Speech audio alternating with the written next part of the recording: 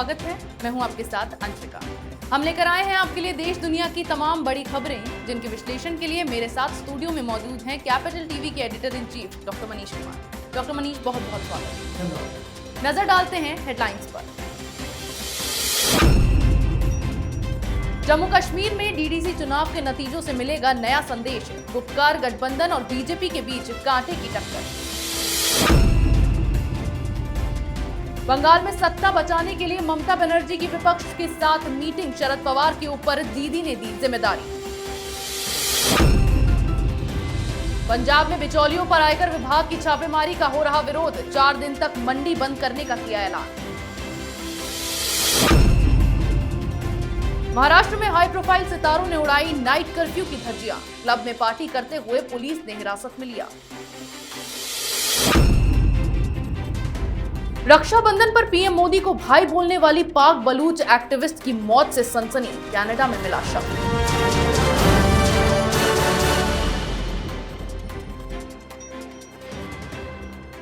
अब नजर डालते हैं आज की पहली बड़ी खबर पर।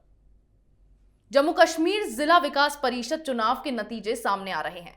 डीडीसी के लिए कुल 280 सीटों पर 8 चरणों में मतदान कराया गया। कश्मीर से विशेष राज्य का दर्जा खत्म किए जाने के बाद हुए पहले बड़े स्तर के चुनाव का परिणाम चौंकाने वाला हो सकता है। गुपकार गठबंधन बनाकर भाजपा को बाहर रखने की कोशिश करने वाली पार्टियों को बड़ा झटका लगता दिखाई पड़ रहा है। डॉक्टर मनीष, डीडीसी चुनाव का परिणाम का दिन और यहाँ भाजपा ने गुपकार गठबंधन को बड़ी कांटे की टक्कर दी है। देखिए, ये होना ही था कि चूंकि बहुत सारी पार्टियां एक साथ आ गई और जिस तरीके से इन लोगों ने पहले मोबिलाइज किया था, तो ये माना जा रहा था कि जम्मू के इलाके में भारतीय जनता पार्टी को एक एज रहेगा, लेकिन घाटी के अंदर वहाँ पे गुपकार गठबंधन जो है, कांग्रेस पार्टी जिनका ट्रेडिशनल वोट बैंक वहाँ पे रहा है, वो वहाँ पे चुनाव जीतेंगे। इसमें कोई आश्चर्यचकित होने की बात नहीं है। अब सवाल ये है कि ये चुनाव इतना ज़्यादा महत्वपूर्ण क्यों है। देखिए, इन सारे लोगों ने, ये जो गुपकार वाले हैं या कांग्रेस पार्टी, ये तमाम विपक्ष भारतीय जनता पार्टी के अलावा इन लोगों ने ये कहा था कि ये जो आर्टिकल 370 है इसको हम निरस्त करेंगे, ये अनकॉन्स्टिट्यूशनल है। और उस आर्टिकल 370 की वजह से ही वहां पे ये जो 3 टियर पंचायती राज का जो सिस्टम है वहां पे लागू नहीं था। ये जम्मू कश्मीर में पहली बार इस तरह के लोकल इलेक्शंस हो रहे हैं। इसलिए जब आप ये कहते हो कि हम आर्टिकल 370 के हटाए जाने के विरोध में उसे आप अनकॉन्स्टिट्यूशनल बता रहे हो, उसे आप मोदी सरकार की, इसको कहते तो फासिज्म का एक आपकी उसकी संज्ञा दे रहे हो, और आप उस आर्टिकल 370 के वजह से जो बनी व्यवस्था है उसमें आप हिस्सा भी ले रहे हो। अब आप समझिए कि ये प्रधानमंत्री मोदी का एक मास्टर स्ट्रोक रहा।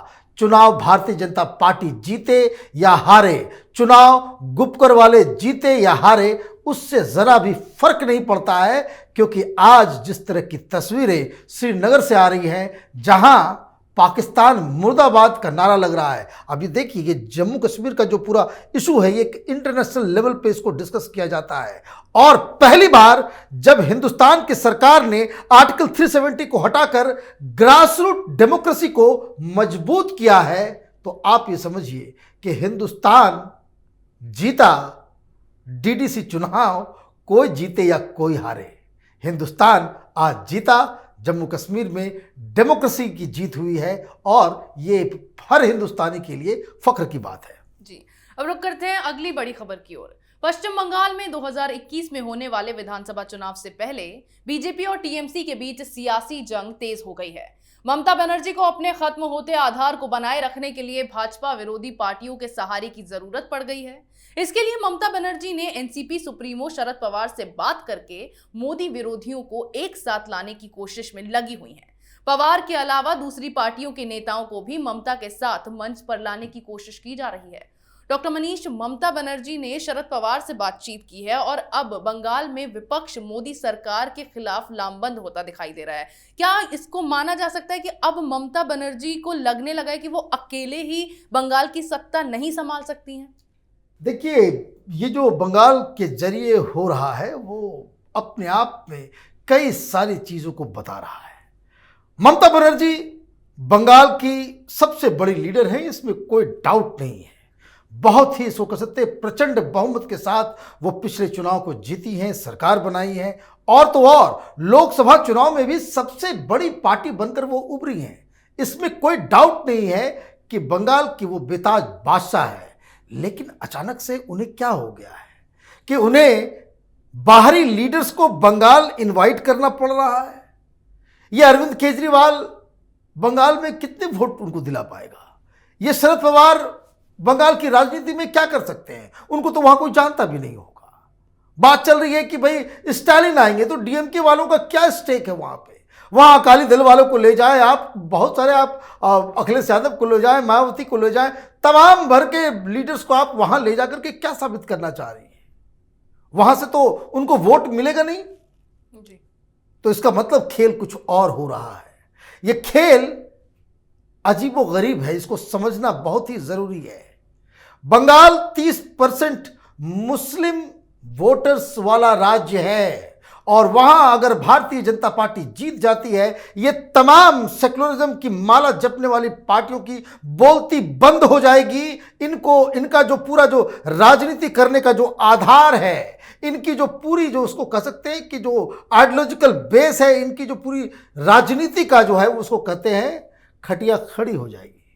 ये बिल्कुल टाई फिस हो जाएंगे और इसलिए वो अपनी राजनीति को बचाने के लिए, देश भर में वो सेकुलर पॉलिटिक्स को बचाने के लिए वो बंगाल चुनाव में इंटरवीन करना चाहते हैं, ताकि वो इस बात को साबित कर सके जो मोदी सरकार है वो हिंदुत्व वाली, फासिज्म और संविधान को कुचलने वाली और फेडरलिज्म के ऊपर जो बिल्कुल बुलडोजर चलाने वाली पार्टी है। लेकिन इन सब राजनीति के पीछे ध्येय एकमात्र यही है कि सेकुलर पार्टियों की जो सेकुलर पॉलिटिक्स है उसका जनाजा निकल रहा है बंगाल के अंदर, वो उनकी सबसे बड़ी चिंता है। जी, रुक करते हैं अगली खबर की ओर।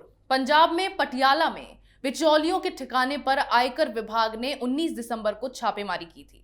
कृषि कानूनों के खिलाफ आंदोलन कर रहे किसानों को अपना समर्थन देने वाले इन बिचौलियों ने आयकर विभाग की इस छापेमारी का विरोध किया है। साथ ही अगले 4 दिनों तक मंडियों को बंद रखने का ऐलान किया है। डॉक्टर मनीष, आयकर विभाग की छापेमारी इन बिचौलियों के ठिकानों पर हुई और उसके बाद इन्होंने आरोप लगाया कि ये किसानों के समर्थन में खड़े हैं बिचौलिए, इसीलिए आयकर विभाग की छापेमारी इनके ठिकानों पर की गई। आप सीए के आंदोलन के साथ खड़े हो जाएं या उसके विरोध में खड़े हो जाएं, आप किसान आंदोलन के साथ खड़े हो जाएं या किसान आंदोलन के समर्थन में खड़े हो जाएं, नियम तोड़ेंगे तो कार्रवाई होगी और नियम जब आप टूटेगा तो जो उसके लिए जो उपयुक्त एजेंसियां हैं वो एक्शन में आएंगी। अब ये जो बात कही जा रही है कि ये बदले की कार्रवाई है, आप इसे मान सकते हैं कि बदले की कार्रवाई है, और ये इसलिए भी बदले की कार्रवाई है क्योंकि सरकार की तरफ से, भारतीय जनता पार्टी की तरफ से और तमाम जो किसान संगठन जो वो 3 नए फार्म बिल्स के जो कृषि कानून जो 3 नए आए हैं उनके समर्थन में हैं, वो बार बार इस बात को कह रहे हैं कि ये जो दिल्ली के अंदर किसानों के नाम पे जो प्रदर्शन हो रहा है वो दरअसल किसानों का प्रदर्शन नहीं है, वो किसान संगठनों का है। और इसे ये जो बिचौलिए, ये जो मंडी पे बैठने वाले आड़तीए हैं, इन लोगों का समर्थन मिला हुआ है। समर्थन किस सेंस में? पैसे के सेंस में। और ये बात पहले भी कैपिटल टीवी में हमने आपको बताया है कि हर साल 1400 से 1800 करोड़ रुपए, फिर से ध्यान रखिए, 1400 से 1800 करोड़ रुपए पंजाब में सिर्फ ये आड़तीए, ये जो बिचौलिए, ये जो दलाल हैं, मंडियों में काम करने वाले लोग, ये अपने घर लेके जाते हैं। आप हिसाब नहीं देंगे? किस बात के लिए हिसाब नहीं देंगे? आपको किस बात के लिए छूट दी जाए? और ये इनका जो इल्लीगल साम्राज्य है वो टूटता नजर आ रहा है नए कानूनों की वजह से, इसलिए ये छटपटा रहे हैं। और ये सारी कार्रवाई इसलिए भी हो रही है क्योंकि जैसा कि हम लोग लगातार इस बात को कहते आ रहे हैं कि ये जो पूरा जो वहाँ पे आंदोलन चल रहा है उसमें अस्थायी रूप से लोग नहीं बैठे हुए हैं। बाकायदा बसेस, एसयूवीज, बड़ी बड़ी गाड़ियों से जो है लोगों को लाया जा रहा है, पहुंचाया जा रहा है, लाया जा रहा है, पहुंचाया जा रहा है। 2 दिन ये लोग रुकते हैं, फिर अपने घर चले जाते हैं, फिर नए लोग आ जाते हैं। तो इस तरह का ये जो पूरा जो पीछे से जो आप ये देखिए तो 5 स्टार आंदोलन चल रहा है वहाँ पे। तो ये 5 स्टार आंदोलन के पीछे जो पैसे जो लोग लगा रहे हैं उनके ऊपर कार्रवाई हो रही है। अगर उन्होंने कानून नहीं तोड़ा है तो वो बच जाएंगे, और अगर उन्होंने कानून तोड़ा है, इनकम टैक्स में कुछ घोटाला किया है, तो उनके ऊपर कार्रवाई होगी। इससे कोई बचा भी नहीं सकता। नजर डालते हैं अगली खबर पर।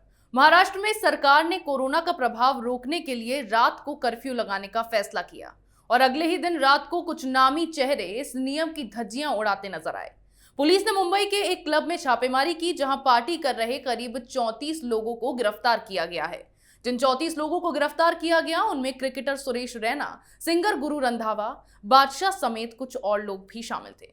डॉक्टर मनीष, पहले ही बॉलीवुड में ड्रग्स को लेकर बवाल मचा हुआ है और अब जब महाराष्ट्र में सरकार ने नाइट कर्फ्यू लगाया तो यही नामी चेहरे वहां इस नाइट कर्फ्यू के धज्जियां उड़ाते नजर आए। देखिए, नाइट कर्फ्यू लगाने के बाद जिस तरह की खबर ये आई है कि इसमें बहुत सारे लोग वहाँ पे मौजूद थे, बिल्कुल ही हाई प्रोफाइल इलाके में ये बाकायदा ये रेस्टोरेंट बताया जा रहा है, और इसमें तो 34 लोगों के नाम बताए जा रहे हैं और खबर में सिर्फ 3-4 लोगों के नाम आ रहे हैं। तो बाकी ये बड़े बड़े नामी गिरामी लोग कौन हैं बताया जा रहा है। कुछ फिल्म स्टार्स भी थे इसमें, कुछ फिल्म स्टार्स की वाइफ्स भी थी। रैना का नाम सवेरे से टेलीविजन चैनल पे तो चल रहा है, लेकिन ये तमाम जो बॉलीवुड के जो पर्सनालिटीज़ हैं उनके नाम क्यों दब गए, ये इसका जवाब बाकायदा मुंबई पुलिस को देना चाहिए कि ऐसा कैसे होगा कि 34 लोग एक जगह से अरेस्ट होते हैं और नाम सिर्फ 4 लोगों का आता है, बाकी लोगों के नाम जो दब जाते हैं। ये क्या माजरा है, ये मुंबई पुलिस महाराष्ट्र की सरकार को बताना चाहिए। रही बात इस तरह की पार्टीज़ की, तो इस तरह की पार्टीज़ तो बिल्कुल आम है मुंबई के अंदर। कौन कोरोना के बारे में सोच रहा है, कौन नहीं सोच रहा है। और ये लोग गुनहगार हैं इस बात को लेकर के कि लगातार मुंबई कोरोना का सेंटर बना हुआ है। एक तो वहाँ सरकार कोरोना से निपटने में बिल्कुल फेल हो गई, वहाँ पे पुलिस प्रशासन भी बिल्कुल कंट्रोल नहीं कर सकी, कोई कर्फ्यू ये या सारी चीज़ों को वो लागू करने में बिल्कुल फेल रही। और ऊपर से जब इस तरह के सेलिब्रिटी किस्म के लोग, ये बॉलीवुड गैंग के लोग, ये क्रिकेटर्स और ये सारे लोग इस तरह से नियमों की धज्जियां उड़ाते हैं, इनको कड़ी से कड़ी सजा मिलने की जरूरत है। जी, रुक करते हैं पाकिस्तान का। पाकिस्तान की एक सनसनीखेज खबर सामने आई है, जहां पाकिस्तान के बलूचिस्तान में सेना की बर्बरता के खिलाफ आवाज उठाने वाली महिला एक्टिविस्ट करीमा बलोच कनाडा में संदिग्ध परिस्थितियों में मृत पाई गई हैं। करीमा बलोच 20 दिसंबर से लापता थी। अब उनका शव टोरंटो में पाया गया है। ये वही करीमा बलोच हैं जिन्होंने 2016 में रक्षाबंधन पर प्रधानमंत्री नरेंद्र मोदी को अपना भाई बताते हुए एक भावुक वीडियो संदेश जारी किया था। डॉक्टर मनीष, बलूचिस्तान के लोग लगातार वहां आज़ादी की मांग कर रहे हैं। अभी करीमा बलोच ने पाकिस्तान की सेना के खिलाफ आवाज उठाई और अब उनकी मौत की खबर सामने आई कि कनाडा में संदिग्ध परिस्थितियों में उनका शव पाया गया। देखिए, वो रविवार से वो गायब थी 3 बजे से, और लगातार ये वहाँ पे उनकी खोजबीन चल रही थी। लेकिन आज जो सवेरे खबर आई वो तमाम लोगों के लिए, खास करके हिंदुस्तान में और बलूचिस्तान के लिए जो आज़ादी के लिए जो लोग लड़ रहे हैं उनके लिए सदमे से कोई कम नहीं था। उनकी जो डेड बॉडी है वो बाकायदा पानी में डुबो करके उनकी हत्या की गई है, और ये एक बिल्कुल ही क्लियर कट, इसमें कोई डाउट ही नहीं होनी चाहिए कि ये काम पाकिस्तान की आईएसआई का है। इस तरह से कई सारे जो बलूच एक्टिविस्ट हैं जो आज़ादी के लिए मांग कर रहे हैं, पाकिस्तान के अंदर जो बच जाते हैं उनको तो उड़ा दिया जाता है, उनकी हत्या कर दी जाती है, उन्हें जबरन जो है गायब करके उसकी लाश को कहीं ठिकाने लगा दिया जाता है। एक नया ट्रेंड देखने को मिल रहा है कि जो एक्साइल में गए हुए लोग हैं उनके खिलाफ भी ये आईएसआई इस तरह का ऑपरेशन करके उनकी हत्या कर दे रही, उनका असैसिनेशन हो रहा है। ये तीसरा या चौथा केस है जिसमें एक्साइल्ड बलूच लीडर्स की जो है हत्या की गई है, उनका असैसिनेशन किया गया है। अब ये जो लीडर थी ये बीएसओ की लीडर हैं, पहली फीमेल चेयरमैन थी, और इन्होंने प्रधानमंत्री मोदी को वो रक्षाबंधन के दिन वो एक मैसेज, वीडियो मैसेज दिया था, जिसमें उन्होंने कहा था कि आप हमारे भाई हो और बलूचिस्तान की आवाज़ आप दुनिया के कोने कोने में उठाएं। उन्होंने साफ साफ कहा था कि बलूची अपनी लड़ाई खुद लड़ेंगे, आप हमारे भाई की तरह, आप सिर्फ हमारे इस आंदोलन का एक आवाज़ आप बन जाए। अब बलूचिस्तान को लेकर के पाकिस्तान के अंदर में पहले से ही कई, जब से ये आज़ादी मिली है, तो बलूचिस्तान वो इलाका है जो स्टेट ऑफ कलात का एक हिस्सा था, जिसको ज़बरदस्ती वो अलग राज्य था जिसे ज़बरदस्ती पाकिस्तान ने अपने कब्जे में ले लिया। और तो कुछ में कुछ उस समय जो नेहरू की सरकार थी, यहाँ पे जो लोग थे, उनका भी कुछ रोल रहा है, उनसे गलतियाँ हुई हैं, तमाम तरह के जो उसके बाद जितनी भी हिंदुस्तान में सरकारें आई हैं, सब लोगों ने बलूचिस्तान के इस कॉज को जो है बिल्कुल छोड़ दिया। जिस तरीके से आप देखिए, जहाँ पाकिस्तानियों का कोई लेना देना नहीं है कश्मीर को लेकर के, और ये लोग पूरी दुनिया भर में और अब तक कश्मीर को मुद्दों को लेकर के वो बकवास करते रहते हैं। लेकिन हिंदुस्तान की सरकारों से ये गलतियां हुई कि आपने जो पाकिस्तान के अंदर जो फ्रीडम स्ट्रगल चल रहा है, जो फ्रीडम मूवमेंट चल रहा है, उसके साथ आप खड़े नहीं हुए। अब इस तरह की हत्याएं हो रही हैं। सबसे बड़ा सवाल हिंदुस्तान के जो लेफ्ट लिबरल कबाल हैं, जब मैं कहता हूं, कई सारे लोग कमेंट्स करते हैं, आप इस तरह की बातें क्यों कहते हैं कि ये जो हिंदुस्तान में जो ह्यूमन राइट्स के लिए लड़ते हैं, ये सोशल एक्टिविस्ट जो हैं, ये जो टुकड़े टुकड़े गैंग है जो ह्यूमन राइट्स की दुहाई देता है, आप देखिए, एक भी ये जो तथाकथित वामपंथी हैं, ये पाकिस्तान के टुकड़ों पे पलने वाले, ये आईएसआई के पैसे पे पलने वाले लोग, ये चाइना के पैसे पे पलने वाले, ये जो तमाम हिंदुस्तान में ह्यूमन राइट्स का जो झंडा लेकर के चलते, एक शख्स ने भी करीमा बलोच के मौत के ऊपर एक, इसको कह सकते हैं, इस इंसिडेंट को ना कंडेम किया है, ना सांत्वना दी है, कोई वर्ड, एक शब्द किसी के मुंह से नहीं निकला है। और इसलिए जब बलूचिस्तान की आवाज उठाने वाले लोगों के खिलाफ इस तरह से निर्मम हत्या होती है, जब बलूचियों के ह्यूमन राइट्स के ऊपर दमन किया जाता है, और ये इसको कहते हैं ना कि ये जो टोली है हिंदुस्तान के अंदर में ह्यूमन राइट्स गैंग वालों की, ये टुकड़े टुकड़े गैंग और ये जो वामपंथियों की, ये जब चुप होते हैं तो ऐसा साफ लगता है कि इनकी जो मिली भगत पाकिस्तान के डीप स्टेट्स के साथ इनकी मिली भगत है। ये बिल्कुल साफ है, जो हो रहा है पाकिस्तान के अंदर में ये गलत है, और हर हिंदुस्तानी को इस पे खिलाफ, जो बलूचियों के खिलाफ जो एक्शन लिया जा रहा है, उसमें हर हिंदुस्तानी को आवाज़ उठाने की ज़रूरत है। डॉक्टर मनीष, तमाम बड़ी खबरों पर हमारे साथ बातचीत के लिए आपका बहुत बहुत धन्यवाद। धन्यवाद। खबरों का पंचनामा में आज इतना ही। अगर आपको हमारा ये वीडियो पसंद आया हो तो इसे लाइक करें, शेयर करें, कमेंट करें, साथ ही हमारे चैनल को सब्सक्राइब करें।